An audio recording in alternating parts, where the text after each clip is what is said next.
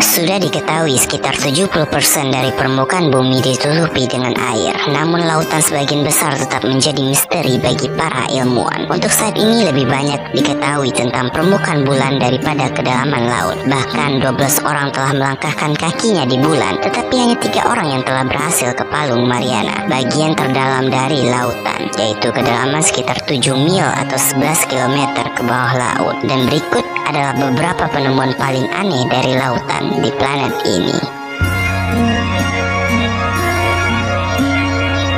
Kehidupan misterius yang mengintai. Meskipun 94% dari kehidupan di bumi adalah air, sekitar 2/3 dari semua kehidupan laut tetap tidak teridentifikasi. Spesies baru terus-menerus ditemukan dan terus meningkatnya pertanyaan tentang kehidupan laut. Tahun ini Sydney College of Environmental Science and Forensics atau ESF menyebutkan daftar tahunan top 10 spesies baru termasuk spesies merah mencolok naga laut yang tetap belum ditemukan meskipun tinggal di perairan dangkal di lepas pantai barat Australia. Penemuan terbaru lainnya termasuk apa yang mungkin adalah ikan dunia paling jelek, oktopod hantu, dan ninja hiu dengan kepala remang bersinar. Danau dan sungai di bawah laut. Lautan memiliki danau dan sungai-sungai yang ada di bawahnya.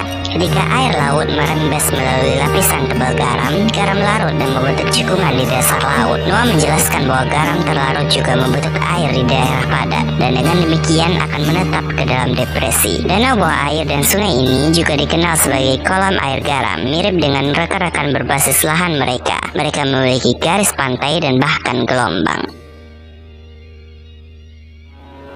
Air terjun yang tersembunyi.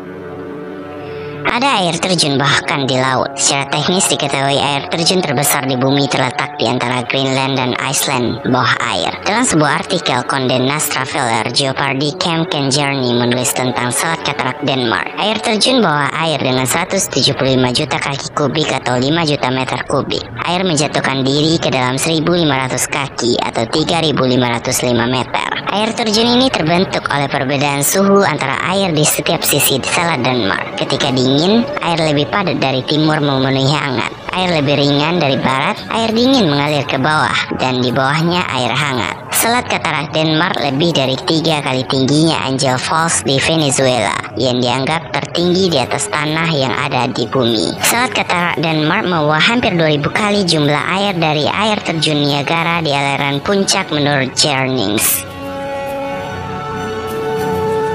Karang memakai tabir surya.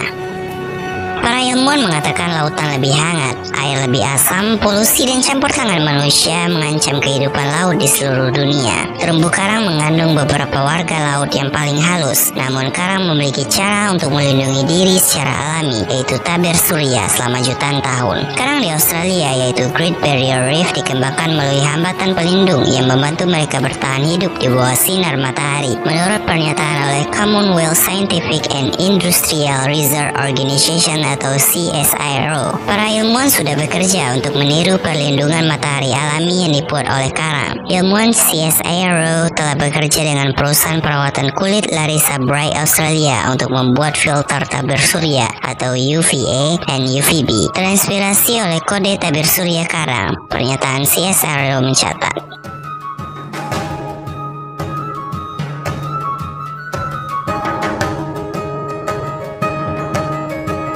Harta karun. Lautan kaya dengan penemuan-penemuan berharga. Emas terlarut dapat ditemukan dalam air semua lautan, menurut NOAA National Ocean Service. Tetapi meskipun di lautan terus menemukan hampir 18 juta ton sampai 20 juta ton emas, hal tersebut sangat encer konsentrasi kadar emas di dalamnya. Bagaimanapun, emas larut di dalam dan di dasar laut. Pertambangan emas ini terletak setidaknya 1 mil atau 2 di bawah air dan terbungkus dalam batu. Mungkin tidak berharga karena pada saat ini bukanlah cara yang efektif untuk menambang atau mengekstrak emas dari laut. Noah memperkirakan bahwa jika semua emas yang diambil dari laut di dunia, setiap orang di bumi bisa memiliki 4 kg dari logam mulia.